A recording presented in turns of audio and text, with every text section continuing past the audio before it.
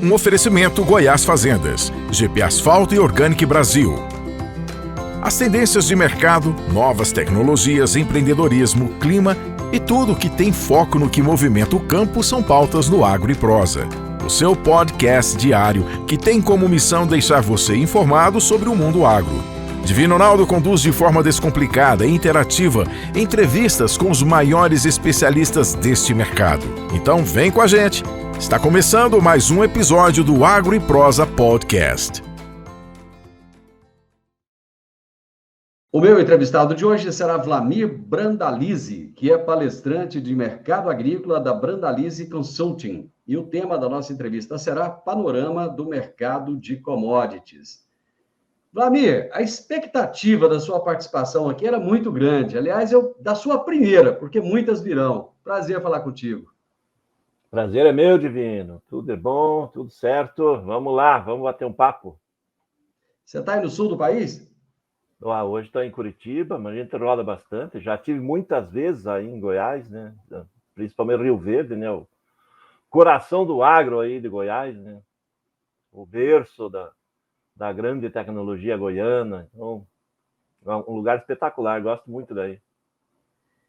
Esse nosso bate-papo começou, a ideia dele, Vlamir, só trazendo aqui para o pessoal entender. Lá atrás eu queria falar com você há muito tempo e tal, mas eu tinha uma expectativa muito grande a respeito dessa nossa prosa. Dia desse eu encontrei com a Carla Mendes, lá do Notícias Agrícolas, conversando com ela, falei, nossa, eu tenho vontade de conversar com o Vlamir, mas parece que ele é um homem tão ocupado, tão corrido. Ela falou, não, ele é gente boa demais da conta, ele vai te atender na hora, vai ser maravilhoso, liga para ele, entra em contato com ele. E a Carlinha falou assim, eu sou uma grande fã do Vlamir. Primeira vez que encontrei com ele, eu cheguei a tremer nas bases. Ela é um dos prodígios aí dos jornalistas do agro que surgiram. Ela é muito boa. Exatamente. É fera, é uma ferinha nova aí. Isso, eu quero deixar um abraço aqui para a Carlinha e deixar um abraço também para o Ivan Bruselli, que é produtor rural aqui na região, que foi outro que falou, conversa com o Vlamir que tem muita coisa para falar. Mas, Vlamir, falando de conversar, é o seguinte, o produtor rural está com muita saudade daquela soja lá, beirando os R$200, que foi e parece que não voltou. Ela volta? Olha, Divino, ela volta, só que a questão dela voltar pode ser que demore uns 3, 4, 5 anos, sei lá, né? Isso tudo? É que hoje nós estamos num outro momento, Divino. A questão é o seguinte, o mercado global agora ele não é só regido efetivamente pelos fundamentos da soja, fundamentos do milho, porque nós continuamos com oferta limitada, demanda crescente, só que nós temos outros fatores aí que começam a pesar bastante, né? Nós tivemos aí a guerra da Ucrânia, que já completa mais de um ano, o pessoal do petróleo, a questão financeira global aí, ninguém se esperava aí que bancos iam falir, principalmente o Banco Suíço, né, numa situação. Então, tudo isso acaba abalando o interesse e o movimento dos grandes investidores que operam nas bolsas, né? E as bolsas de commodities agrícolas, elas são um dos berços de aplicação de muito dinheiro, né? do setor do financeiro. E quando acontece isso, eles ficam mais cautelosos, e isso acabou trazendo uma pressão ilimitante de grandes altas, né? Então, nós chegamos a ter soja até perto dos $18 o bushel, e agora, nessa última tentativa de alta, ela foi a pouco mais de $15 e já não resistiu, rapidamente recuou. E nós temos outro fator limitante também, a questão do Brasil, né? O Brasil cresceu bastante no cenário global, e o Brasil, para manter esses níveis que nós chegamos aí nos anos anteriores, que chegou a passar de R$200 da soja, por exemplo, nos portos, e o milho mais de 100, 110, R$115, nós nos deparamos num momento que nós tínhamos uma oferta limitada e conseguimos atender bem o mercado internacional, porque a logística até aquele momento era suficiente, né? Portos conseguiam embarcar aí 15, 16, 17 milhões de toneladas de grão mês, só que nós evoluímos. Hoje nós estamos com uma safra de quase 154 milhões de toneladas de soja. Nós temos aí uma safra de milho e uma safrinha grande que está chegando. Então, é muito volume de grão e a estrutura de logística que nós temos é a mesma. Então, isso acabou represando bastante produto no mercado interno. Isso é um apelo negativo contra cotações. Outro fator importante aí que pesa nessa situação, o estilo da comercialização dos produtores, né?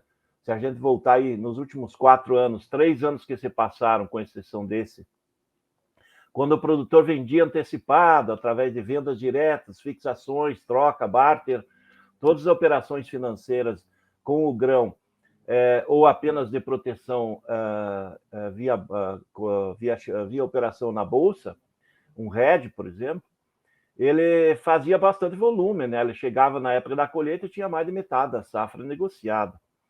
E quando chegou na colheita, nos últimos 3 anos, como ele já tinha negociado muito e nós estávamos com safra que nós tivemos limitação, nós tivemos seca no sul, seca pegou o Paraguai, seca pegando a Argentina, que pegou também esse ano.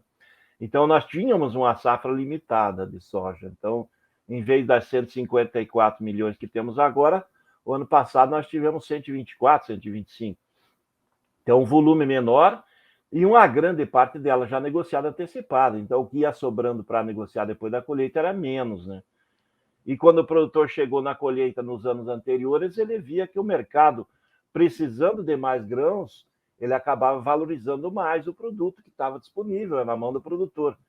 E isso através de Chicago, que evoluía, através de dólar, que nós tivemos momentos de dólar mais forte também, em função das instabilidades da pandemia, né, que trouxe uma flutuação muito grande do câmbio.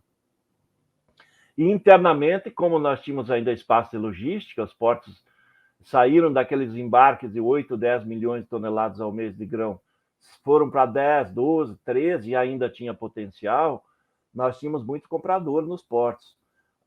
E aí, quando chegava na colheita, como no exemplo ano passado, né, o produtor chegou na colheita, ele estava recebendo mais no grão disponível na hora do que ele recebia no ano anterior, que ele fez nos contratos.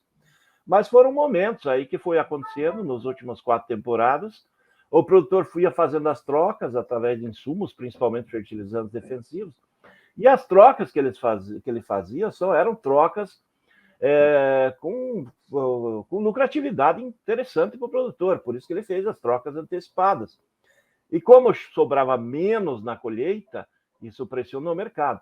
Esse ano, ao contrário dos últimos 3 ou 4, nós tivemos uma disparada dos preços dos insumos do ano passado, em função da guerra, né? Fertilizantes subiram, os defensivos, as dificuldades, então o custo maior, o produtor acabou vendendo menos, fazendo menos trocas e aproveitou para comprar muita coisa à vista, que conseguia descontos, e deixou muito para negociar agora, né? Isso inverteu a situação. Nós saímos de um ano em que nós tínhamos muito negociado e estamos agora num ano que teve pouca negociação antecipada. E hoje nós temos, no caso da soja, entre 80 e 90 milhões de toneladas de soja para negociar. E esse é um fator. Por que a soja caiu? Porque nós não temos portos, não temos logística, não temos caminhões, não tem trens para embarcar tudo isso aí para exportação. Então, nós vamos acabar o final do ano aí com um produto na mão, vai sobrar produto, porque hoje a gente tem aí negociado mais ou menos uns 60 milhões de toneladas, que tem grande parte disso aí é o mercado de exportação, o mercado internacional, e dessas 80, 90 milhões de toneladas que nós temos, o mercado internacional está esperando que a gente venda ainda mais umas 40 para fora. E aqui dentro a gente não vai conseguir consumir todas essas 40 milhões de toneladas restantes. É por isso que o mercado se antecipou e trouxe queda nas cotações. Então, essa última semana que teve ali, nós tivemos queda novamente nas cotações, nós estamos com perdas de valor aí, o produtor está sentindo desde o começo do ano, a safra vai indo para a reta final de colheita e vai confirmando um grande número, e nós continuamos com problemas de logística. Então, a logística, mercado internacional, vendo que o Brasil tem muito, ele não tem fôlego para dar uma disparada nas cotações, e aqui dentro o produtor vai precisando vender, ele vem para o mercado, quando ele precisa vender, ele é pressionado para baixo, porque tem pouco espaço novo nos portos para exportação, e inverteu o mercado, né? 3 anos seguidos, que o produtor vendia antecipado, o mercado depois na colheita subia, agora quem vendeu antecipado está recebendo, por exemplo, quem conseguiu vender, fez fechamento o ano passado, para agora, para maio desse ano, conseguiu acima de R$190 nos portos, 185, e agora os portos aí estão na faixa de 150, 155, então está dando uma diferença muito grande. Ele inverteu o mercado porque os portos hoje, por exemplo, também não querem muito mais grão, porque não tem nem a capacidade para embarcar e não tem navios programados, né? A fila de navios é um problema grave que nós temos aí. Isso está sendo refletido no produtor. É um ano que é um ano turbulento, já começou mostrando que ia ser, e a tendência dele é ser nessa linha. Ele vai ser turbulento, ele vai ter pressão de baixa, ele vai ter algum momento de pico, mas não vai ser aquele momento, aquele ano prazeroso do produtor, tá vendendo e dali na frente ele vende mais caro, depois ele consegue mais, aquela cotação dos 200. Eu acho que o ambiente que está hoje aí e as projeções do mercado futuros, esses 200 aí, com exceção de algum erro estratégico da política econômica brasileira que possa provocar o dólar disparar e acima de R$6 por dólar, aí sim poderia ter uma alavancada aí nas cotações, mas em princípio, para esse ano, é quase impossível de ter aí as cotações novamente nos R$200, para o ano que vem também é muito difícil. Talvez pensar isso em 3 anos para frente, voltando aí em patamares mais, o câmbio teria que estar mais perto dos 6 para a gente conseguir esses patamares, e a nossa logística melhorar bastante, porque é 2 entraves, é câmbio e logística que são obstáculo aí, né, Divino? Ô, Vlamir, a logística não deve melhorar muito, porque nós não temos tantos projetos assim em portos, nem em ferrovias, nem em rodovias, nem em hidrovias. Os caminhões não devem aumentar muito nas rodovias, né? De todo jeito vai continuar faltando. Mas o custo de produção também está baixando, né? Quer dizer, ao passo que a gente não tem a soja aí com 190, R$200, nós temos também um custo de produção muito mais baixo. De alguma maneira, vai acabar sobrando mais dinheiro no bolso do produtor se esses custos caírem muito mais, fica do jeito que estava, ou para o produtor pode ser algo ruim? Olha, eu acho que a questão dos custos deu uma equilibrada. Agora, que nem nós chegamos no pico, por exemplo, do adubo, né? Em função do pico da guerra o ano passado, nós tivemos fertilizante indo a $1.200 tonelada. E o produtor era acostumado, em anos anteriores, se a gente voltar 4, 5 anos, $200, $300, 150, $180 por tonelada. Então, o mercado foi lá no topo, né? Prejudicou muito a safra que nós estamos colhendo agora. Essa safra é uma safra com custos médios de fertilizantes aí, entre 850 e mais de $1.000. Aí, se a gente levar em consideração os fertilizantes. Porém, agora os fertilizantes voltaram a novos patamares. Eles estão aí na faixa de $400 a $600. E eu acho que daí para baixo vai ser muito difícil de baixar, justamente porque os grandes países produtores são os mesmos, né? Não mudou nada nesse. E a produção mundial ela precisa crescer. Então, o mundo está produzindo mais a cada ano que passa, o Brasil está produzindo mais a cada ano que passa.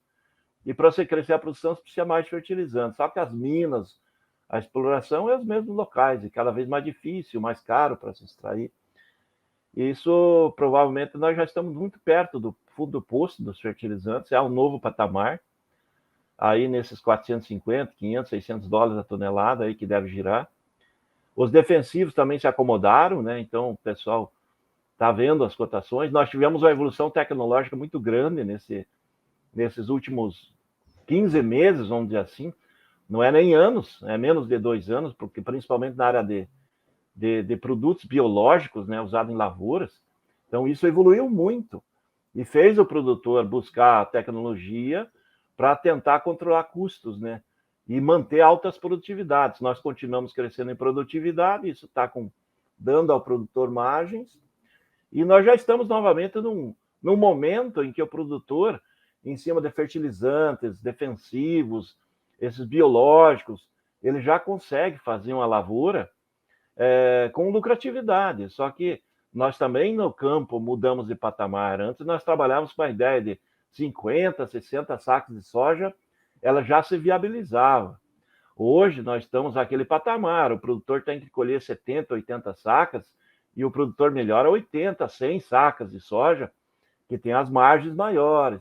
Então, como nós estamos com patamares, principalmente nos fertilizantes, num novo patamar, não estamos mais naquele teto da montanha que nós chegamos aí no ano passado, mas também nós não vamos voltar lá naqueles patamares de menos de $300 a tonelada, não acredito que isso vai acontecer mais, mas os grãos, eles estão em patamares interessantes, aí a nível hoje, vamos dizer assim, 125 a 150 reais uma saca de soja, que é o patamar hoje nacional, aí, que gira desde os mais baixos até os mais altos, que dentro desse novo panorama de insumos e com essas novas tecnologias que a gente tem visto nas feiras aí, e o produtor buscando de colher não mais 50, 60 sacas, mas colher 80, 90 ou acima disso, ele já viabiliza novamente você fazer uma lavoura com boa lucratividade, né? Então, eu acho que o mercado se adaptou e o produtor ele tem que caminhar para essa linha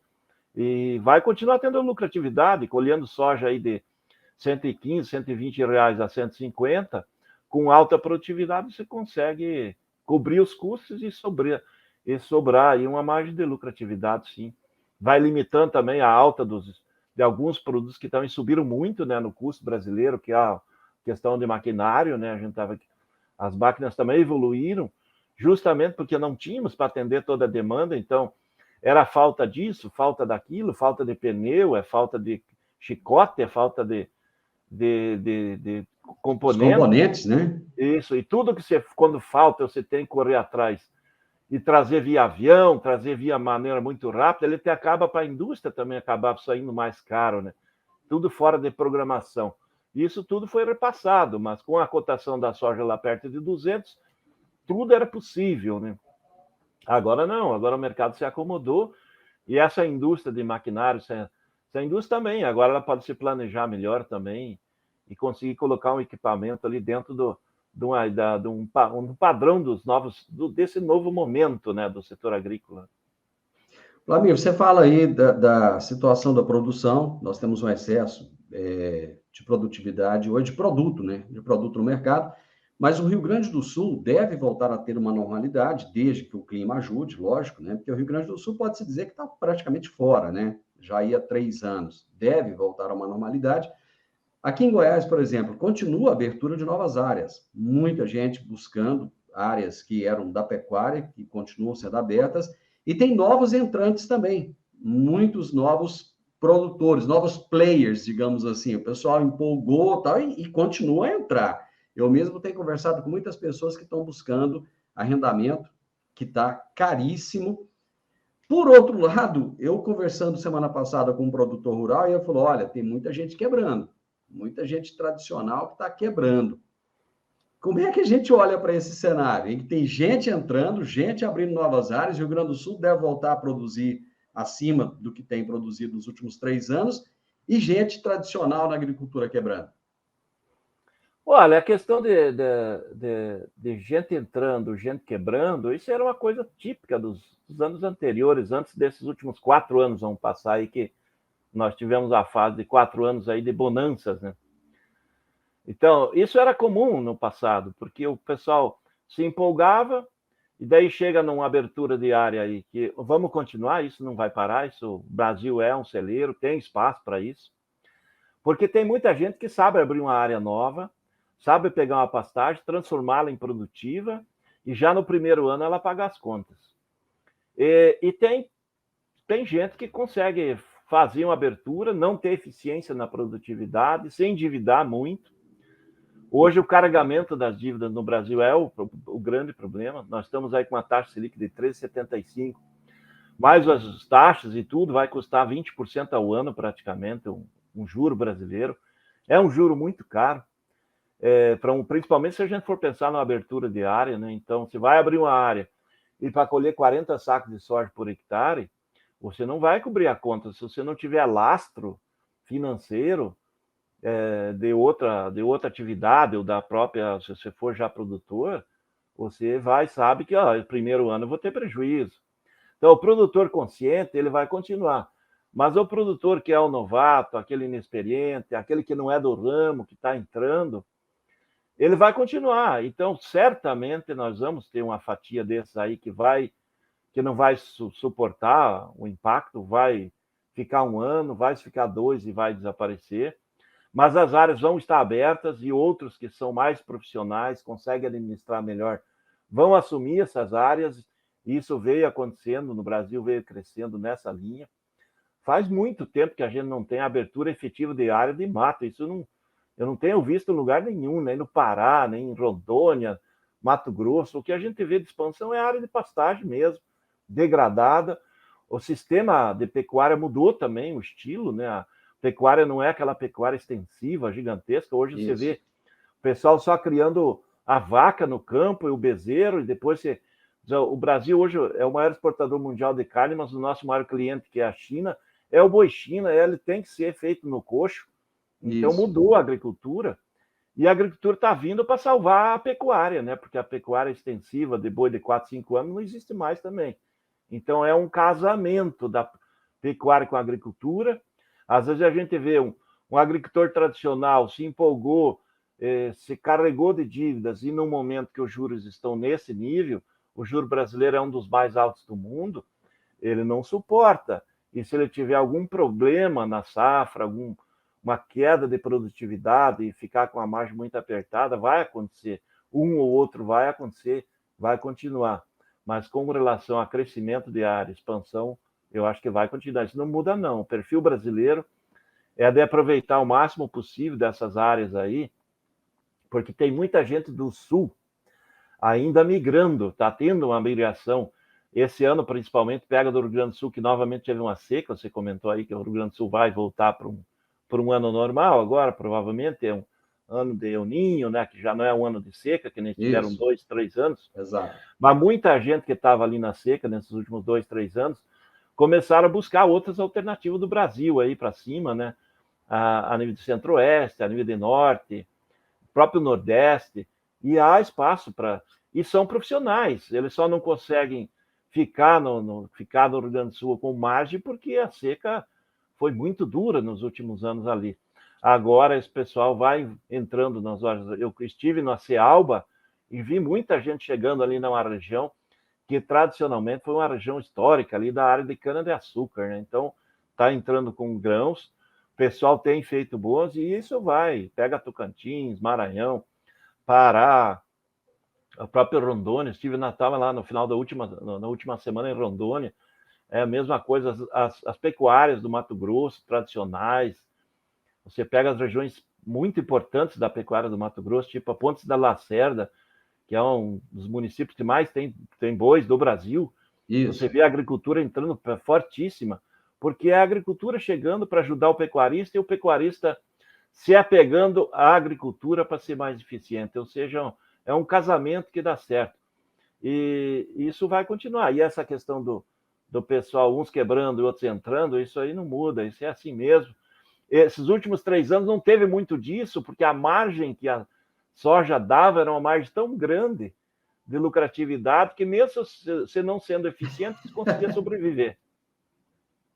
Acabou isso, né? Tem que ser eficiente agora. Algumas questões para a gente refletir em torno de combustíveis. Na semana passada, a OPEP tomou uma decisão de diminuir a produção de petróleo, porque os Estados Unidos começou a colocar mais petróleo no mercado. Nós temos um aumento da taxa do biodiesel, no diesel, né? E tem também um aumento do uso do milho para a produção de etanol. Traga para a gente um panorama disso aí, Flamengo. Olha, o panorama, em princípio, é um panorama aí que pesa um pouco na conta do produtor, que é a questão da OPEP, né? Então, a OPEP entrando aí com essa redução de 1.660.000 barris a menos por dia, o mundo consome mais ou menos 90 milhões, 91, 92. Ela reduz aí 2%, vamos dizer assim. Só que é importante, porque como você reduz esse volume, você acaba deixando o mercado mais ajustado, né? Qualquer sinal de crescimento da economia, você puxa a demanda do petróleo, e o petróleo se valoriza. E ele saiu da faixa de $70, foi para 80, um pouco mais, e tem fôlego para subir até um pouco mais. Com relação ao PEP, vamos dizer assim, ela valoriza o custo, o petróleo, e acaba pressionando os combustíveis e também pressiona fertilizante, né? Porque, quer queira ou não, a ureia da vida ela é feita com gás, com petróleo, né? Então, Isso. você tem custos crescendo. Por isso que eu já citei no início que a fase de baixa dos fertilizantes talvez já esteja passando, porque esses outros fatores que vão aparecer são todos fatores limitantes de queda ou fatores que podem fazer a cotação dos fertilizantes subirem. Porque tanto o potássio como o fósforo também dependem de energia para ser produzido. E com a energia mais cara no mundo, custo maior de produção. Então, esse fator ele é um fator que pesa, né, na bomba para o produtor. A máquina dele vai usar diesel, ele vai ficar com um custo maior. O diesel já não está barato para o produtor, né? O diesel a R$6 e pouco aí por litro. Então, antigamente não tinha peso na conta do produtor. Hoje é um dos pesos maiores aí na hora de você fazer o custo de produção. Mas nós temos notícia boa, né? Que vem da área de combustível também, o que nem eu citou. O aumento da mistura do biodiesel de 10% para 12%. Então, esses 2% parece pouca coisa, de 10 para 12, né?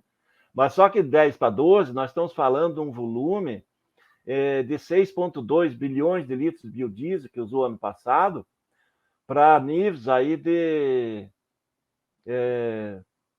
o que? Vai dar 7,5 bilhões de litros.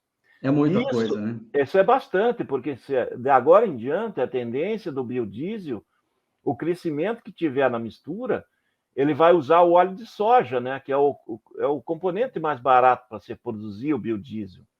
Porque óleo de girassol é muito mais caro, né? Então, o canola, outros óleos aí, vamos dizer assim, são inviáveis. E as gorduras de frigoríficos e tudo, o que já tem, o pessoal já faz biodiesel, então já usa. Isso. Então, esses 800, esse avanço, vamos dizer assim, de 1 bilhão e 200, 1 bilhão e 300 milhões de litros ao ano de biodiesel, nos vai fazer usar aí mais uns 8 milhões de toneladas de soja, que vai esmagar para tirar o óleo, que dá mais ou menos 8% de óleo, que vai dar esse volume de 1 bilhão e 300 milhões, para usar internamente. Então, se criou uma demanda nova de 8 milhões de toneladas de soja. O que nós vamos ter? Esse óleo vai ser usado para biodiesel e vai ser queimado no consumo interno aí do ramo do petróleo. E nós sobramos aí o farelo de soja para atender aí 2 segmentos. Manter o Brasil muito mais competitivo na produção de frangos, suínos, ovos, e manter o Brasil como grande exportador de farelo, né? Principalmente num ano que a Argentina está com problema, quebrou bastante a safra, e a Argentina normalmente é o maior exportador mundial de farelo. Então nós vamos superar a Argentina esse ano dessa maneira, porque nós vamos ter mais farelo para atender localmente e para vender para fora. Então, isso é benéfico para o Brasil, esse aumento da mistura, e é benéfico para o produtor. Porque seriam 8 milhões de toneladas a mais que nós teríamos que colocar no mercado internacional do grão, e não tem logística, né? Não temos como colocar. Então, isso foi benéfico. Então, esse fator do B10 para o B12 é ótimo para o setor. Isso já era da política antiga, né? Que ele só não chegou a esse patamar em função que nós entramos na pandemia, tivemos seca, quebra de safra, e o óleo de soja chegou a R$10 ao consumidor. Daí, se usasse mais óleo para biodiesel, o consumidor ia pagar 14, 15 reais um frasquinho de óleo no supermercado, né? E aí você pega a população mais carente e paga o pato, né? Fica mais caro. Podemos deduzir, então, que teremos carne de frango e suína mais barata ainda? Olha, não quer dizer que seja mais barata, mas ela vai ter condição de ficar no mercado com preços melhores, mais atrativos, porque o custo de produção, em ano que provavelmente nós vamos ter um recorde de safra de milho, né?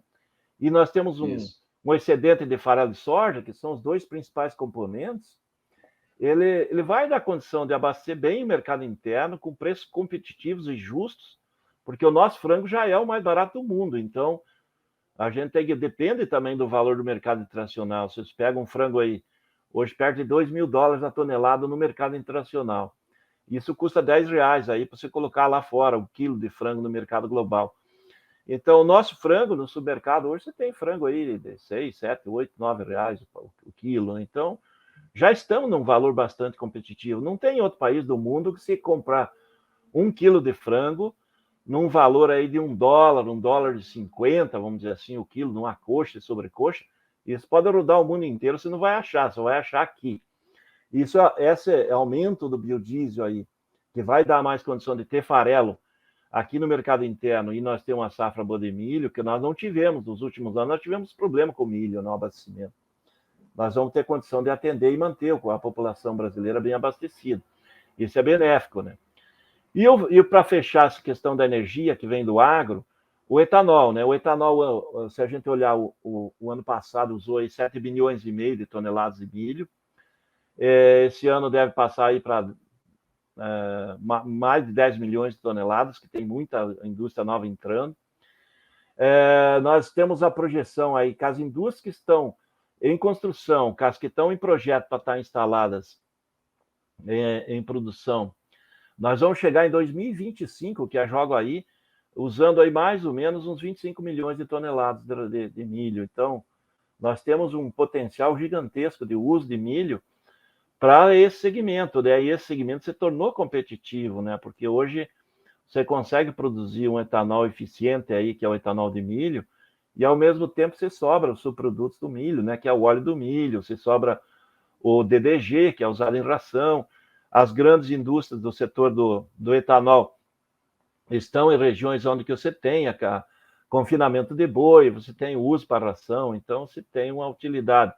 E quando nós tivermos excesso de DDG, nós temos como exportar também, né? Porque os Estados Unidos, eles usam mais de 140 milhões de toneladas de milho para etanol, e eles são grandes exportadores do DDG, né? Que sobra ali no processo, que é a proteína do milho. Então tem potencial, e o segmento todo está crescendo, né? Eu estive em Primavera do Leste, a questão umas 3 semanas atrás, e estava vendo lá uma nova usina, uma grande usina de etanol também ali no Mato Grosso, sendo instalada e entrando em operação agora, nesse mês de abril, já está em operação. Então, é mais uma gigante ali consumindo um grande volume de milho. Por isso que eu citei, de agora em diante, a cada mês, a cada 2 meses, é mais indústria surgindo, tem muitos projetos. E o setor está certo, né? Nós estamos num ano que temos um grande volume de milho produzido e está se instalando uma locomotiva, né? Que daí você tem a demanda mesmo. O mercado tradicional não está demandando muito milho, mas você demanda internamente para o etanol, automaticamente você cria a condição para manter a safrinha como uma alternativa importante do produtor e não depender totalmente só da exportação, né? Quando a gente depende da exportação, a gente passa por gargalos, né? Como está agora, né? O gargalo da soja, é o gargalo dos portos. Nós vamos ter esse gargalo no milho. E quando você tem uma demanda interna, que nem agora criou B12, automaticamente se joga mais para a demanda interna, utiliza melhor a indústria, beneficia internamente, e isso no etanol é o mesmo processo, né? Se cria emprego local e demanda local, valoriza o produto, né? Dá condição melhor aí para as regiões produtoras. Flamir, recentemente o ministro da Agricultura, Carlos Fávero, esteve na China, e hoje o presidente Lula está indo para a China também. Você acha que a gente vai acabar ficando mais dependente ainda da China? Essas relações, elas tendem a se ampliar ainda mais? Eu acho que é o contrário. Eu acho que a China é dependente de nós, né? Porque que nós produzimos a comida para eles, né? Então... Mas quando eles param de comprar, a gente fica na mão, né? Na realidade, eles não têm muita alternativa, né? Com 1,5 bilhão de habitantes, eles eram totalmente dependentes dos Estados Unidos, né? E os Estados Unidos acabou evoluindo a demanda interna também para etanol e localmente, e outros consumidores. Os Estados Unidos chegaram ao limite, né? Vamos dizer assim. Vamos fazer só um paralelo: Brasil e Estados Unidos, né? Os grandes fornecedores do agro mundial.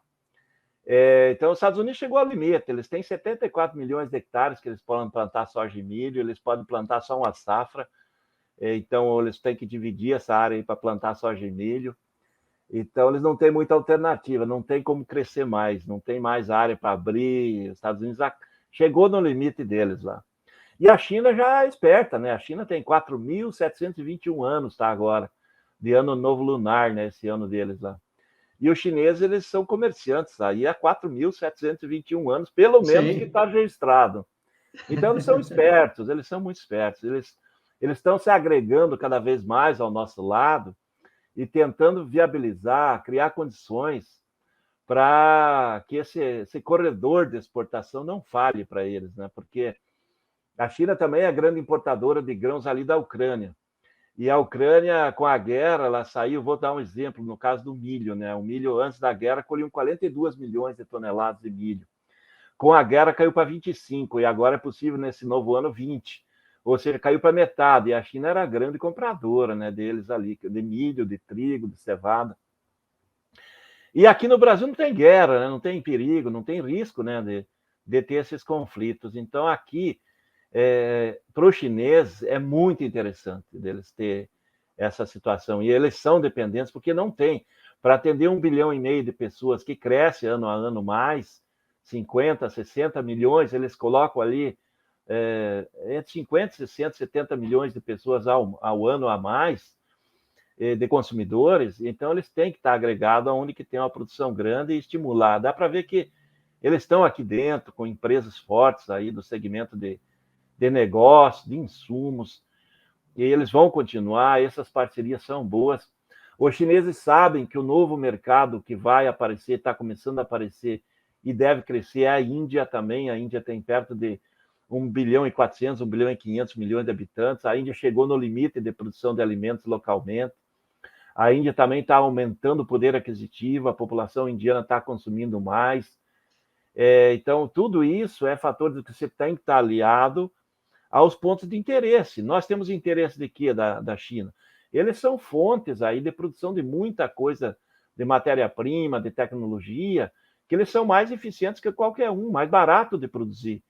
E como nós trabalhamos com o nosso negócio, Brasil, é o agro, nós precisamos de eficiência para fazer com que o custo de produção nosso fique baixo.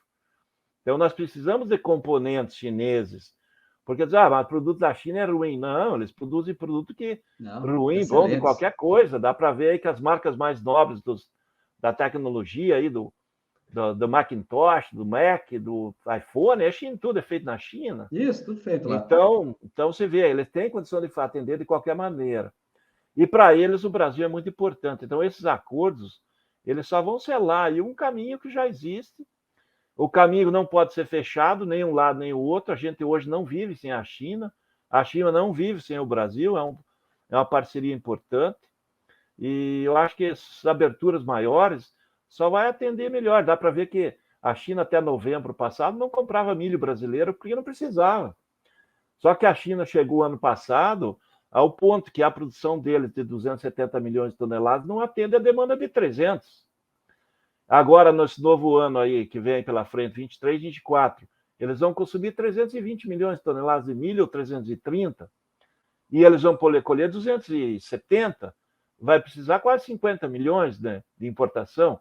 A Ucrânia, que vendia 10, 15, 20 milhões, já não tem mais, e a Ucrânia, até se recompor depois de uma guerra dessa, ela vai levar 3, 4 anos ou mais. Os Estados Unidos chegou no limite, então tem que estar aliado aonde que tem potencial. É por isso que você citou as aberturas de área.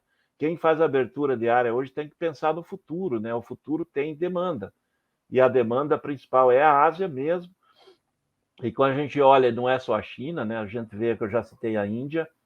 A Indonésia, provavelmente agora em 2023, aí, já vai estar com uma população muito parecida com os Estados Unidos, mais de 300 milhões de habitantes, onde tem gente que precisa de comida. Você pega na África, você tem aí a Nigéria já está passando o Brasil em população esse ano, mais de 220, 230 milhões de habitantes. É um país que tem petróleo, tem minerais, é um país que tem riquezas, pode atender a demanda da população. Ou seja, a população do mundo não para de crescer. Em novembro, ao mesmo tempo que a China liberou a importação de milho brasileiro, que nunca tinha acontecido, a população, segundo a ONU, chegou a 8 bilhões de habitantes. Era previsto, se a gente voltar no ano 2000, eu sou antigo, mas no ano 2000, 8 bilhões de habitantes era previsto em 2050. Em 2010, daí passou já a nova projeção, que 8 bilhões de habitantes era em 2030, 2035, e nós chegamos agora em 2022. Isso. Então, a população do mundo está durando mais, e é mais alimentos. E com relação ao milho, só para fechar essa questão da China, eles não compravam nada porque não precisavam do Brasil, né, até o ano passado. E agora, em função da guerra e a limitação da safra americana, eles começaram a comprar, e eles compraram nesses últimos 3 meses, na média de 1 milhão de toneladas por mês. E eu acho que o Brasil já passa a ser, a partir desse ano, o maior exportador de milho para a China também, como nós já somos na soja. Não vai mudar, eles precisam. Nós somos o maior exportador de boi, carne bovina para a China, de frango para a China, de suíno para a China, e agora de milho e de soja, e os outros componentes é o agro. E o chinês sabe que o nosso é barato. O chinês quer comprar qualidade e preço. E nós temos qualidade e preço. Você falou que nós não temos guerra, mas em compensação nós temos invasões de terra, que estão aí a todo vapor, né? E temos também muitas pessoas do governo que tecem crítica ao agronegócio o tempo inteiro, não só no governo, como na Câmara Federal. Por exemplo, a presidente do PT falou essa semana passada agora de trabalho escravo, desmatamento, agrotóxico, e mais uma vez tudo isso cai na conta do agronegócio. Por que essa birra com o agro, hein? Esse setor tão pujante, tem 40 minutos nós estamos conversando aqui, você está falando do agro, as belezas do agro, o que ele traz para o Brasil, mas parece que nada disso tem valor para esse pessoal. Na realidade, o agro, por exemplo, o agro é um setor tradicionalista, né? Um setor mais conservador, né? Aquele que é pujante, é investidor, é aquele que, às vezes, o agro não pode seguir muitas regras, né? Por exemplo, você tem aquela regra do produtor, né? Vamos pegar o produtor individual ali, que trabalha só ele com a família, não vamos precisar nem aquele empresário que está ali, que tem funcionários, mas aquele que trabalha com leite, né? Vamos dizer assim, em Goiás, ele levanta às 4 da manhã para tirar leite, daí ele vai lá, prepara, ordenha, depois ele tira o leite da tarde. Ele não consegue atender essas regras e esse estilo de sindicatos que tem aqueles confortos da lei, né? Que é a que prega o pessoal aí do governo atual, né? Então, o agro ele não tem como atender. Nós temos o período da safra, é o período do plantio que tem que plantar, é o período da colheita que você não pode perder tempo, é a chuva que pode estragar a safra.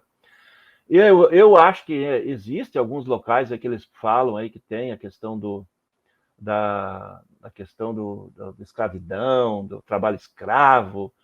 Talvez ainda tenha alguma coisa, mas nas regiões do agro moderno, isso não existe mais. O agro moderno ele é eficiente, ele tem que valorizar o funcionário. Hoje, nas regiões do agro, você tem falta de mão de obra para trabalhar. Eu estive nos últimos dias, aí, agora no final do mês de março, numa feira tradicional ali do Mato Grosso, a Parecis Superagro, em Campo Novo do Parecis. Uhum. E uma coisa que eu verifiquei lá, na Parecis Superagro, em qualquer outro lugar, você vai, um grande evento, em qualquer lugar de São Paulo, Brasília, Rio de Janeiro, Goiânia, qualquer grande cidade, você vai quando tem um agrupado, um volume grande de carros estacionados fora do local, você vai ter aquele flanelinho, guardador ali pedindo dinheiro. E uma coisa que eu observei, numa dos polos do agro, ali do oeste do Mato Grosso, não tinha ninguém pedindo dinheiro lá fora. Não tem. Daí eu conversando com o pessoal nas feiras, dizendo, não, aqui não tem gente nem aqui para atender dentro. Está faltando mão de obra. O pessoal que tem emprego. Então, um dos ciúmes é que tem potencial de emprego desse pessoal. E a questão que o setor ele não quer estar vinculado a esse domínio de sindicatos, ou ter um sindicalista. É um setor que trabalha para frente, né? É evoluído. E o grande problema é que eles perderam a força, né? Perderam a força das cidades, com relações sindicatos fortes aí, muito dinheiro da população trabalhadora indo para os sindicatos, isso acabou. O setor do agro também, trabalhando independente, ele trabalhando pujante, e eles batem pedra porque grande parte do agro em si, ele é um liberal, né? Não é não segue a filosofia do partido atual que está no governo, que é do governo centralizar para depois o governo distribuir.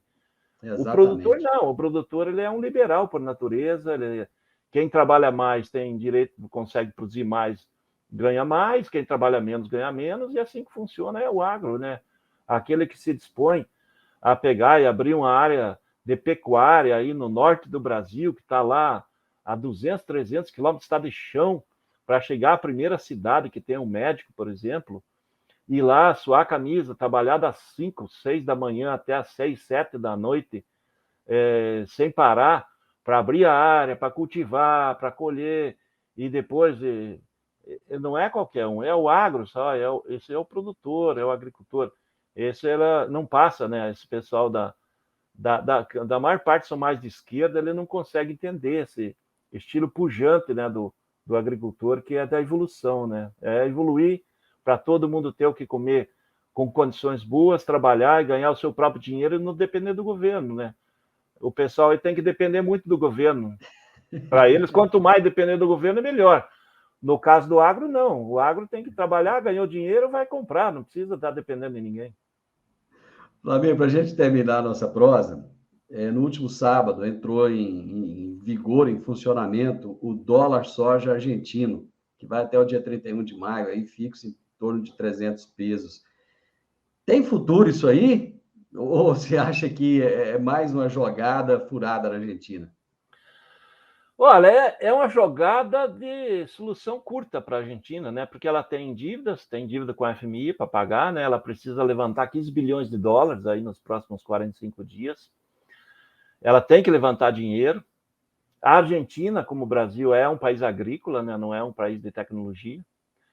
A Argentina já teve... A Argentina, em si, se a gente olhar friamente, a Argentina é melhor que o Brasil.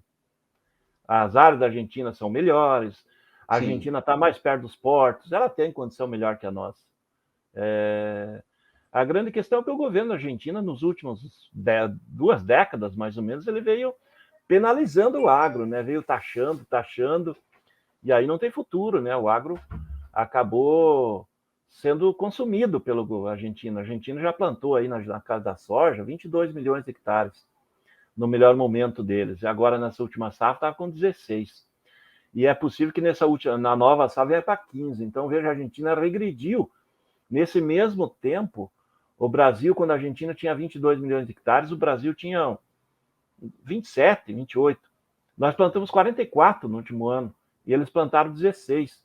Nós vamos plantar 47 no próximo, talvez eles 15, 3 vezes a menos. E eles têm solos melhores, têm condições melhores. Eles foram desfavoravelmente prejudicados pelo clima nos últimos 3 anos, como o Rio Grande do Sul brasileiro também.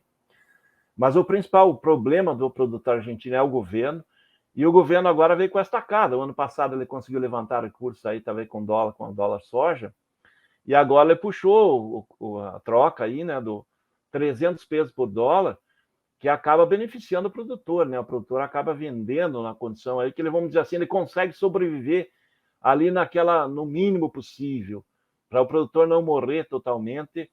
Esses 300 pesos por dólar dá condição para o produtor sobreviver. E provavelmente vai ter uma grande corrida de vendas do produtor, vai ter exportações, a Argentina vai voltar, porque o produtor estava esperando isso aí, porque senão não viabiliza a safra. A soja tem 33% de retenções, então veja quanto o governo toma do produtor aí. Nenhum país do mundo faz isso é inviável no mundo de hoje, no custo de hoje, mas a Argentina e por isso que tem que criar esse tipo de política, né? Valorizar uma soja por 300 pesos, enquanto que o peso normal, oficial aí para os demais é na faixa de 140 pesos por dólar, que é uma coisa que o paralelo está na faixa de 350, veja a diferença. Quando você tem paralelo, que nem nós tínhamos no passado, dólar paralelo e dólar oficial, não funciona. Já tivemos isso. E a Argentina é a mesma coisa, só que essa política do governo da Argentina agora vai prejudicar o mercado, né? Porque ele vem numa hora que tem a safra brasileira chegando, está indo para o mercado, eles precisam do dinheiro de agora até maio, o produtor vai vender e o mercado de Chicago sabe que vai ter muita pressão de oferta, né? Da Argentina, mesmo com a safra menor, eles vão vender, tem oferta e está chegando a safra brasileira. É muito bom para a China, né? Para os compradores, né? Porque daí tá os principais players do mundo vendendo, e você pega, o comprador está numa posição de conforto, né? Por isso que eu acho que acaba sendo um fator negativo para Chicago, né? Para as cotações lá em Chicago. A Argentina agora foi o vizinho trapalhão. Lamir, obrigado. Foi, cara, que show de bola, que prosa top, viu? Te agradeço imensamente, muito obrigado. E vamos vir mais vezes aqui, viu? Joia, Divino. Vamos lá. Quando a gente puder, a gente bate um papo aí. Hoje eu conversei com o Wlamir Brandalize, palestrante de mercado agrícola da Brandalize Consulting. e ele trouxe um panorama do mercado de commodities. Eu tenho certeza que você gostou dessa nossa prosa. Então, deixa um like, deixa um gostei, deixa um comentário aí para o Flamir. Fala o que você achou dessa nossa prosa. Se inscreva nesse canal, isso é muito importante. Um grande abraço para você e até a nossa próxima prosa. Tchau, tchau.